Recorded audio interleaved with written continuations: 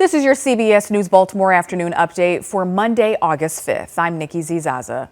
Vice President Kamala Harris is expected to choose her running mate tomorrow morning. Harris reportedly met with prospects over the weekend, including Arizona Senator Mark Kelly, Minnesota Governor Tim Walz, and Pennsylvania Governor Josh Shapiro. Once Harris announces her pick, she and her running mate will tour 7 battleground states, starting in Pennsylvania, then heading to Wisconsin, Michigan, North Carolina, Georgia, Arizona, and Nevada. And we're continuing to follow a developing story in Charles County, where a 5-year-old boy died and another child was hurt after strong winds sent a bounce house flying Friday night. It happened just before 9:30 p.m. in Waldorf during a Southern Maryland Blue Crabs game. Officials say several kids were playing in the bounce house when a wind gust sent it about 15 to 20 feet in the air. The children fell out of the bounce house mid-air before it landed on the field.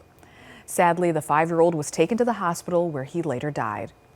The other child was also taken to the hospital with non-life-threatening injuries. Officials are still investigating this.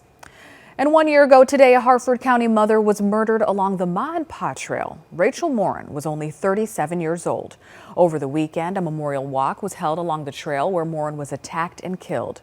Moren was reported missing on the night of August 5th after she did not return home from a walk. Her body was found the next day on August 6th. 23-year-old suspect Victor Martinez Hernandez has been indicted on rape and murder charges after evading capture for 10 months. Prosecutors say they will push for a life sentence without parole.